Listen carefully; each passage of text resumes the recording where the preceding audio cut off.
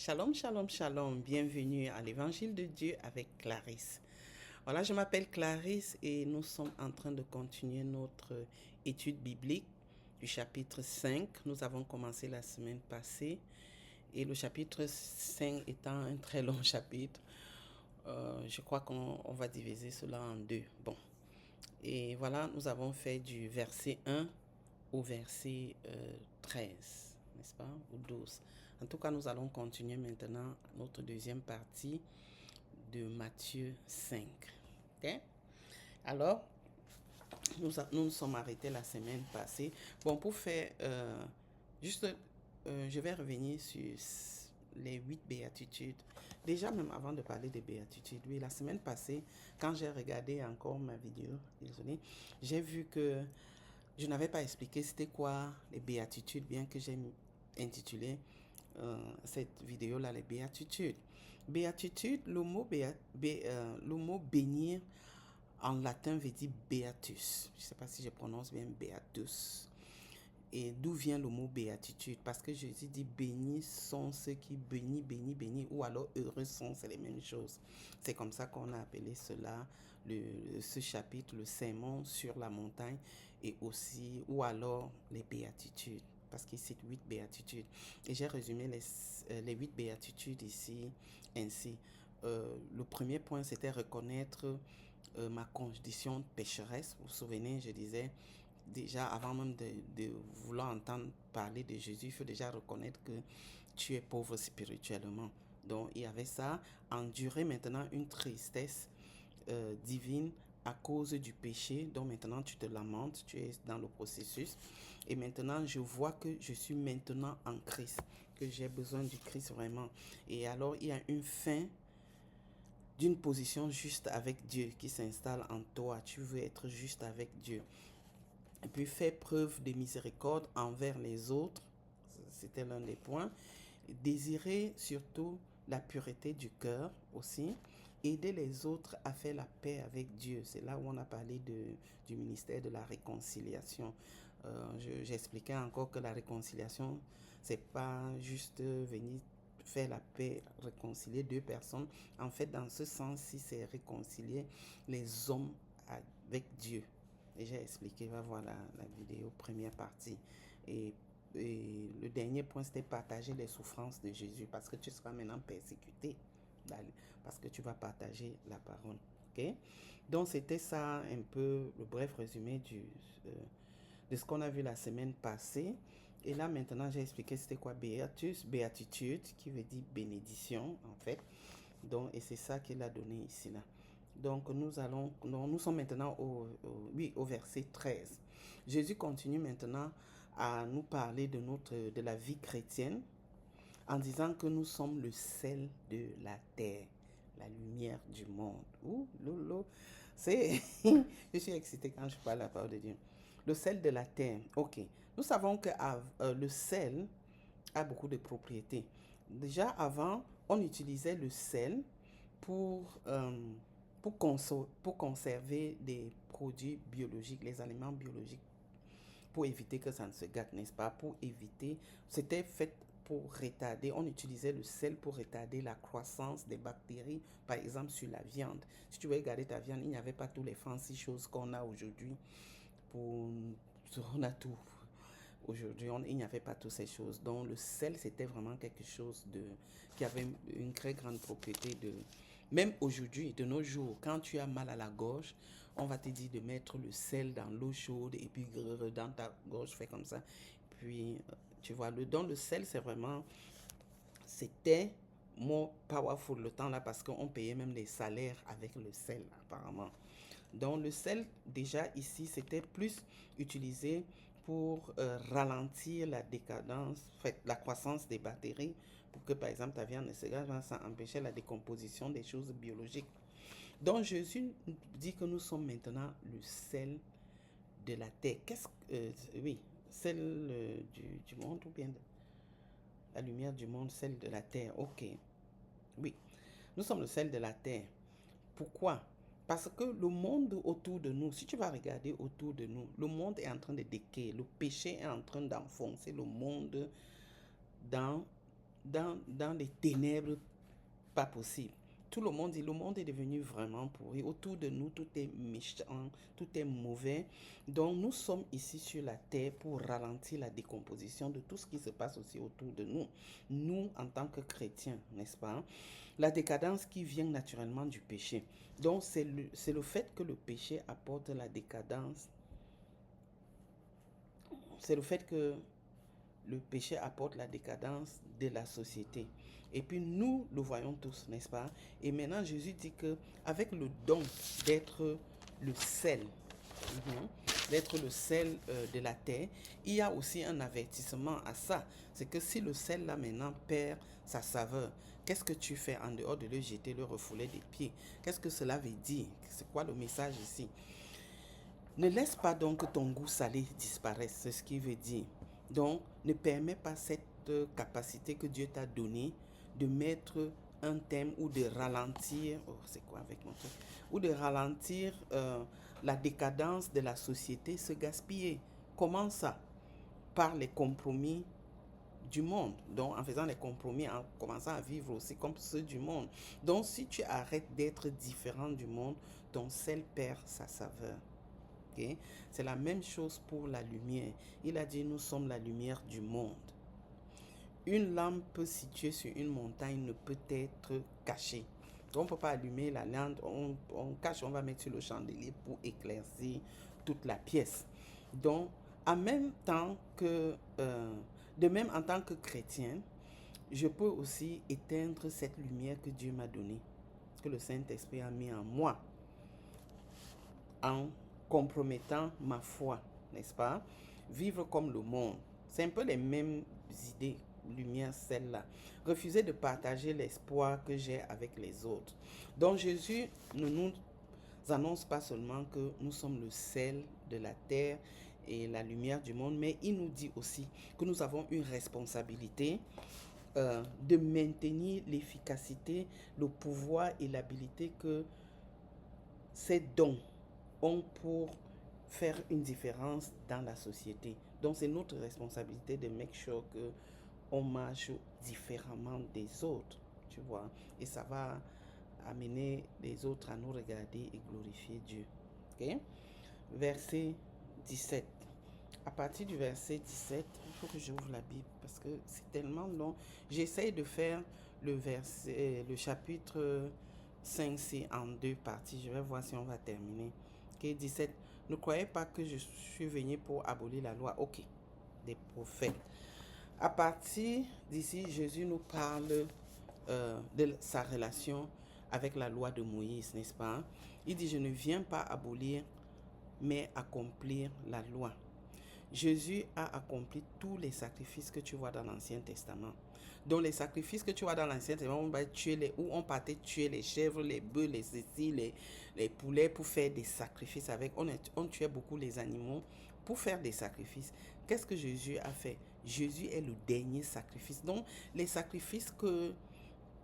Et aussi déjà, ces choses-là étaient une image du Christ en termes de propreté, pureté et de rituels extérieurs, soulignant la nécessité maintenant d'une œuvre intérieure plus profonde, tu vois. Donc c'était l'ombre des choses à venir dont la réalité est en Christ.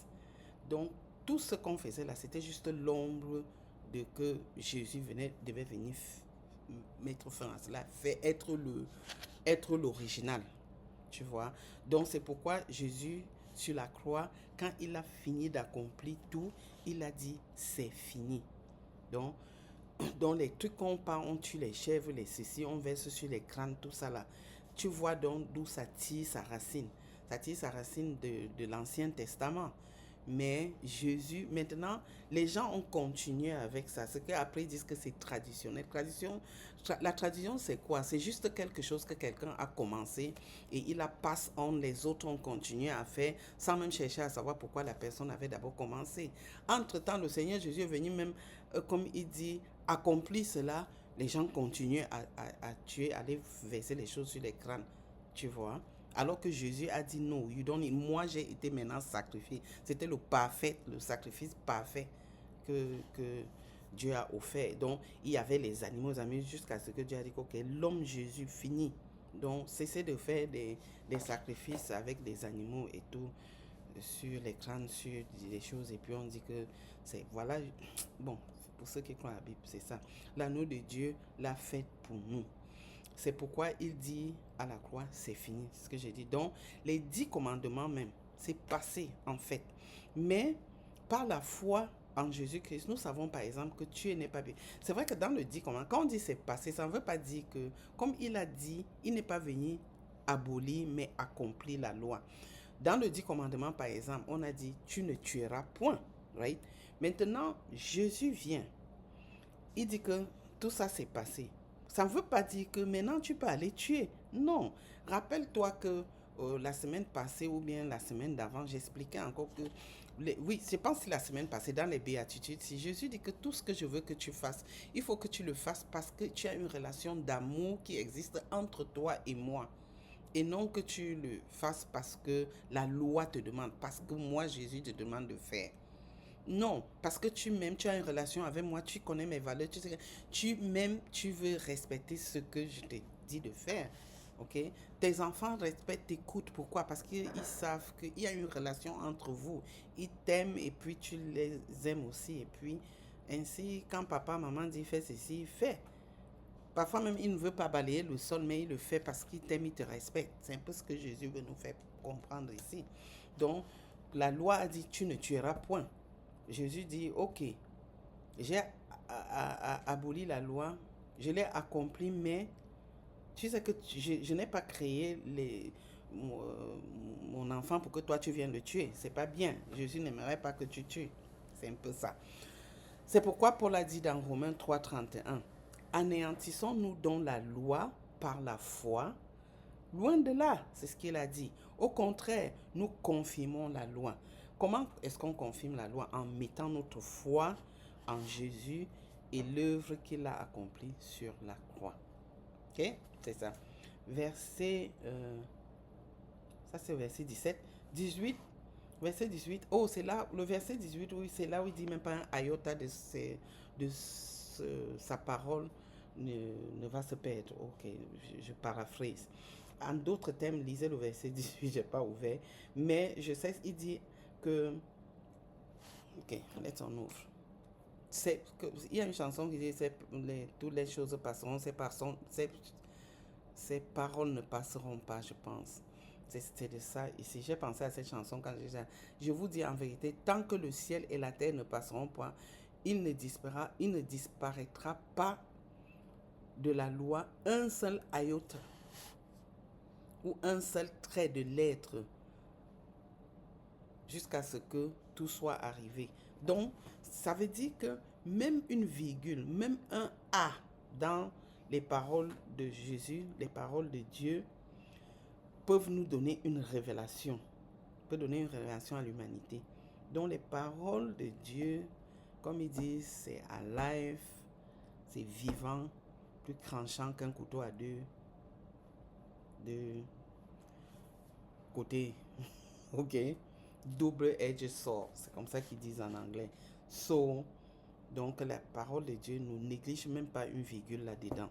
C'est ce que, donc, il dit, attends, j'ai écrit ici, en d'autres mots, il affirme que le moindre détail de sa parole survivra le ciel et la terre, qu'aucun de ces mots ne sera perdu ni altéré.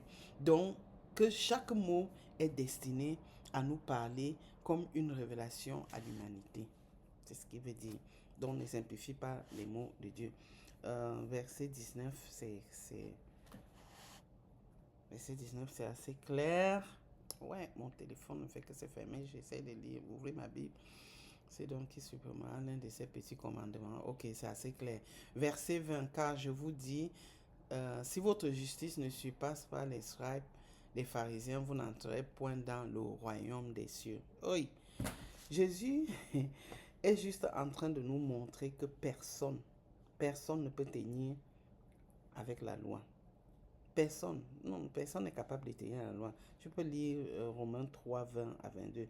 Donc tu ne viens pas devant Dieu juste en gardant la loi. Il y a des gens qui vont dire, oh, je suis une bonne personne, je vais à l'église chaque dimanche, je paye ma dîme, je fais du bien aux gens, je ne pêche pas. Déjà, il n'y a pas de personne qui ne pêche pas.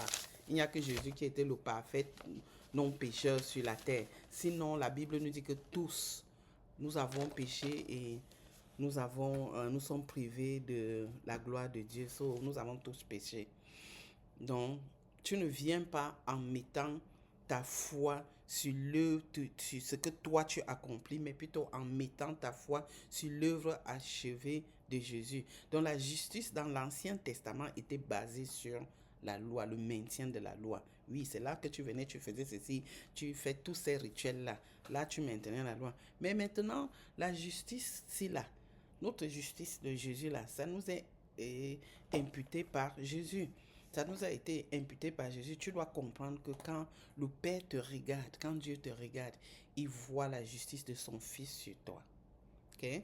C'est ça. Verset 21, on a déjà discuté. Tu ne tueras point. C'est ça, non? Donc, je disais tantôt que... Attends.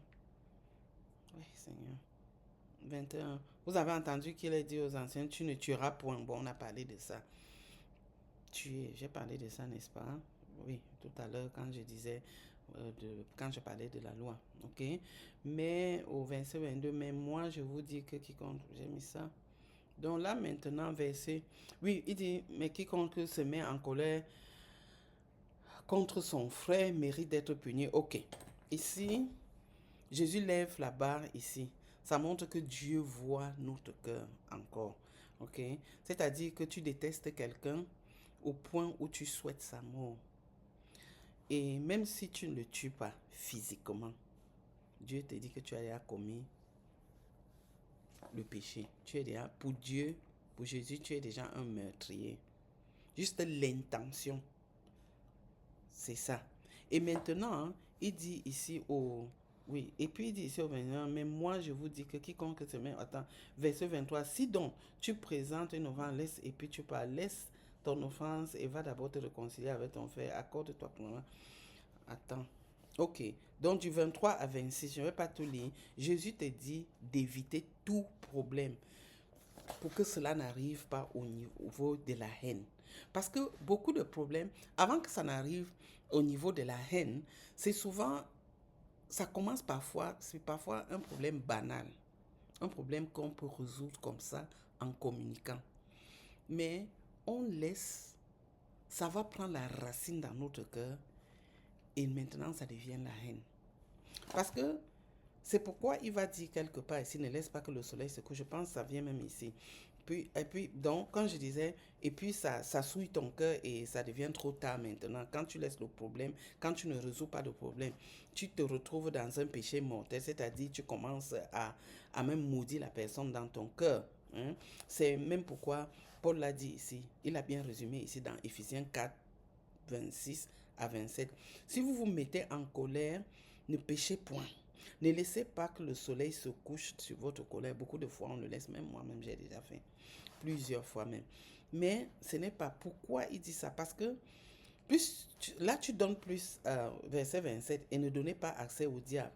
Comme pour dire, règle cela avant que ça n'atteigne ton cœur. Ça veut dire que quand il y a un problème, comme je disais tantôt, il y a parfois des problèmes que vous communiquez, tu parles et ça se résout là directement. Tu parles du problème, tu dis, oh mon Dieu, tu m'as fait ceci, oh toi, non, moi je pensais plutôt que ça se résout là. Mais quand vous n'avez pas, quand vous sautez l'étape cruciale, vous partez dormir avec.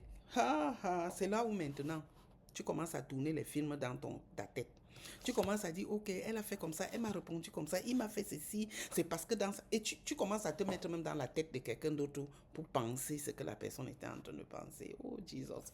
Tu commences à assumer. C'est sûr qu'elle a fait comme ça parce que j'avais dit comme ça et la réponse était comme...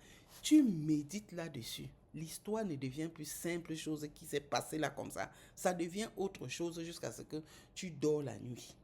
Tu réfléchis sur ça. Le lendemain matin, tu vois la personne, tu passes, ça devient ennemi. Maintenant, ça prend des jours, ça prend des mois, ça prend des années. Maintenant, ça devient la haine. Parce que maintenant, ce petit truc qui a commencé comme juste un malentendu est allé, ça a pris la place. Vous avez ouvert la porte au diable, il s'est installé. C'est allé maintenant souiller ton cœur. Et là, ça devient difficile même à résoudre. Et l'ennemi aime cela. Donc, c'est pourquoi il a dit, ne laisse pas le soleil. Ne laisse pas le soleil se coucher sur ta colère. Ne te couche pas. Que le soleil ne se couche pas sur votre colère. Ok? C'est pas facile, mais on essaye. Il faut essayer, c'est ça. Maintenant, au verset 27, je vois là, j'ai marqué adultère. J'ai un téléphone qui se ferme à tout moment, je ne sais pas. Vous avez appris qu'il a été dit, tu ne commettras point d'adultère. Ok. C'est assez clair. Mais moi, je vous dis, quiconque regarde une femme, regardez, c'est les mêmes choses qu'on disait tantôt. Dieu n'a pas besoin de te voir faire l'acte de commettre l'adultère. Que tu regardes déjà, tu es un homme marié, tu regardes une femme l'os avec l'envie. Pour Dieu, tu as déjà commis l'adultère.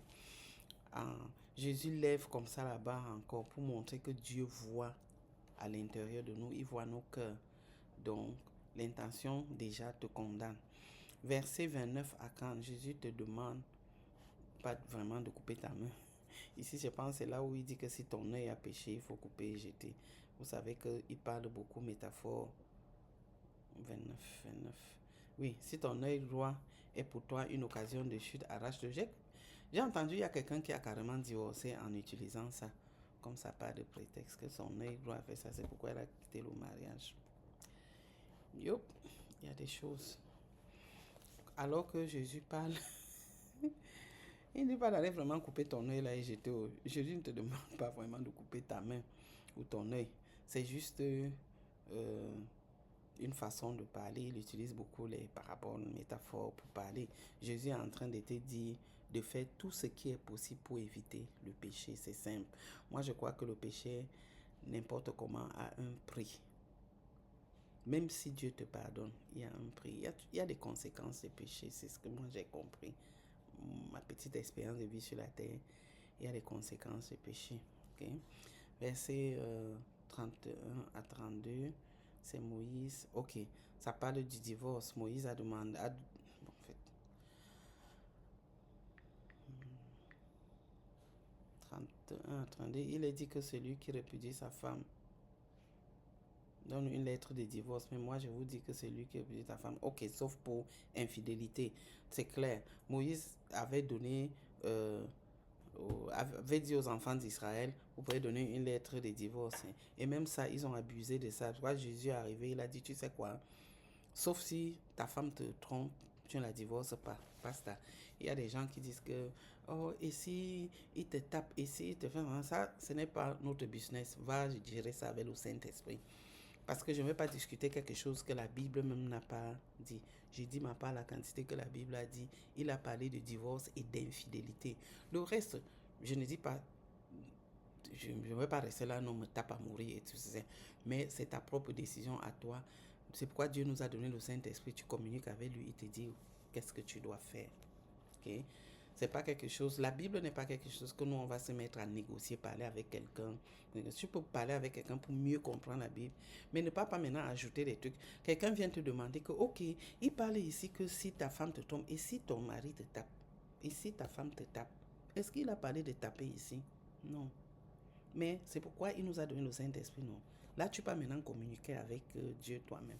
Tu dis, Esprit de Dieu, qu'est-ce que je fais? Mon mari, ma femme me tape. Je fais comment? Il va te parler, écoute, suis ce qui te dit. Okay? Ne pas jamais voir un prêtre, un pasteur pour qu'il te dise que pour la partie là. Non. Parce que ce n'est pas écrit dans la Bible. Ce qui est écrit, on dit ce qui est dans la Bible là. On n'ajoute rien, on n'enlève rien, on ne diminue rien. Okay? C'est comme ça que moi je vois les choses. 33 à 37, résumé. Quand tu parles, dis la vérité.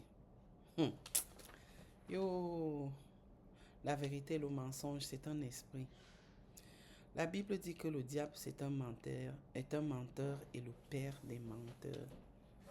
Donc le mensonge là, C'est quelque chose, c'est un esprit qui a envahi beaucoup de personnes, beaucoup de gens sur la terre. Les gens mentent maintenant d'une manière comme si c'est normal. Non, c'est dommage. Et ici, il te dit, quand tu parles à quelqu'un et dis ta vérité, tu t'arrêtes là. Ce n'est pas ta responsabilité de laisser, d'amener l'autre personne à croire ce que tu dis. Tu n'as pas besoin de jurer selon la Bible.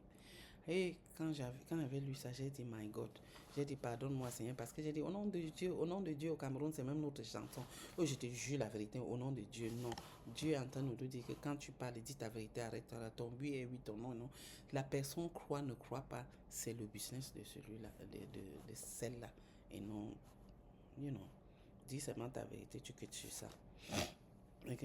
Dieu veut que nous soyons patients. Ok, ça c'est 38 à 42. Je pense que... Mais c'est... Oh, je n'arrive pas à croire qu'on va peut-être finir. 38 à 42, vous avez appris qu'il est dit œil pour œil, dent pour dent, mais moi je vous dis de ne pas résister aux méchants. Et si quelqu'un te frappe sur la joue, présente-lui l'autre jour, bla bla bla. Ok. Ici, Dieu veut que nous soyons patients, supporter ceux qui nous insultent, toutes ces mauvaises choses. C'est difficile. Ce n'est même pas facile. Mais c'est faisable. Jésus nous a montré cela ici sur la croix. Il a été giflé, tapé, on a même craché sur lui.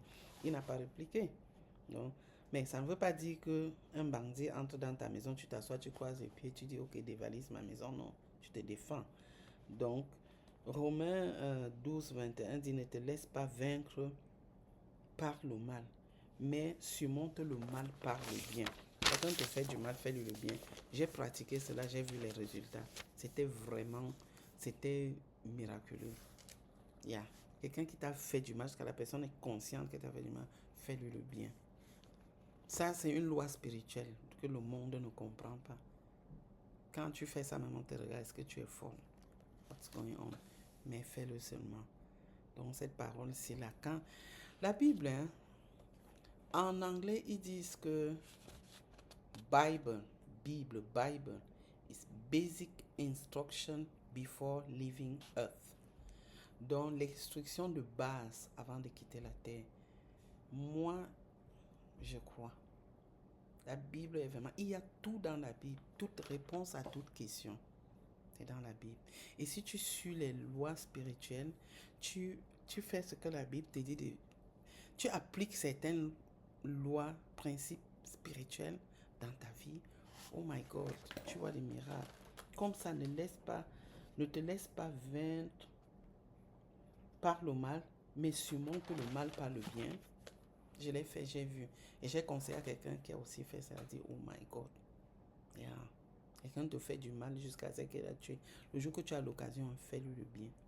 Fais-lui du bien. Et aussi. Verset 43 à 46. Okay. 43 à 46. On ne peut pas tout retenir. 43 à 42.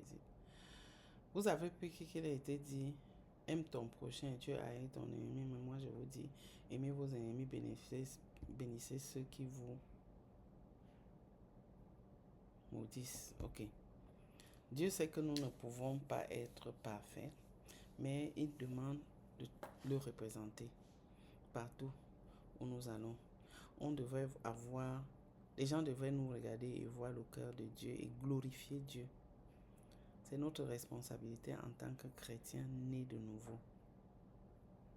C'est tout. Je ne suis même plus allée parce que tout le reste ici, c'est assez clair. 43, aime ton prochain,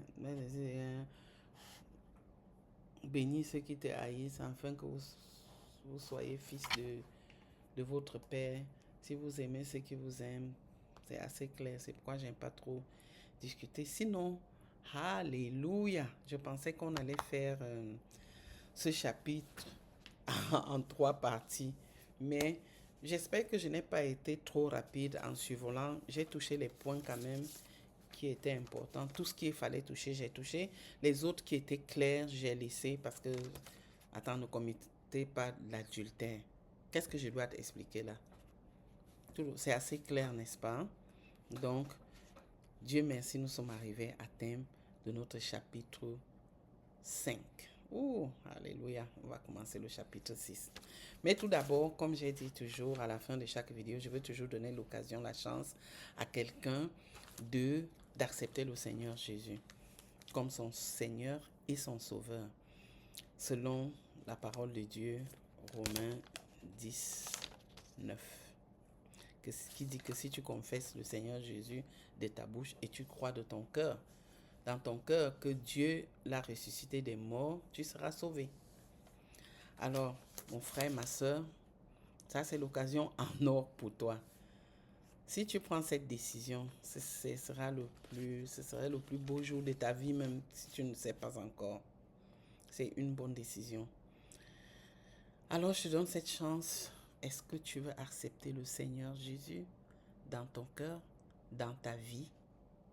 Avoir une relation personnelle avec Dieu sans passer par quelqu'un. Parce que la Bible nous dit, je crois dans 1 Timothée, que il n'y a pas 1000 chemins pour aller par Dieu, je paraphrase. Il y a un seul chemin pour aller chez Dieu. C'est à travers le Seigneur Jésus. Il y a un médiateur entre l'homme et Dieu, l'homme Jésus. Ok? Donc, tu n'as pas besoin de passer par qui que ce soit pour aller parler à Dieu, pour communiquer avec Dieu. Mais tout d'abord, il faut que tu acceptes le Seigneur Jésus comme ton Seigneur et ton Sauveur. En faisant juste cette petite prière après moi. Alors dis, Seigneur Jésus, je sais que je suis pécheur. Je viens devant toi aujourd'hui pour te demander pardon de mes péchés. Viens dans mon cœur, Seigneur Jésus. Je confesse de ma bouche que tu es mon Seigneur. Je crois dans mon cœur que tu es mort et le 3e jour, tu es ressuscité. Viens dans mon cœur. Sois mon Seigneur et mon Sauveur personnel. Aide-moi surtout à vivre une vie qui te soit agréable. Au nom de Jésus-Christ, j'ai prié. Amen. Oh, bienvenue mon frère, ma soeur, dans la famille du Christ. Comme la Bible nous dit, pour une âme qui est sauvée, 5000 anges se réjouissent dans les ciels. Alléluia. Bienvenue, je me réjouis aussi avec eux. Et c'était tout. Merci de m'avoir suivi. J'espère que vous avez été un peu édifiés et je prie que vous cliquez sur le pouce pour aimer ma vidéo et abonnez-vous aussi pour que quand je release chaque jeudi, je fais sortir une vidéo. Ok? Et merci de m'avoir écouté. Par la grâce de Dieu, on se reverra encore la semaine prochaine pour le chapitre 6. Et comme ça, on va continuer. Merci. Au revoir.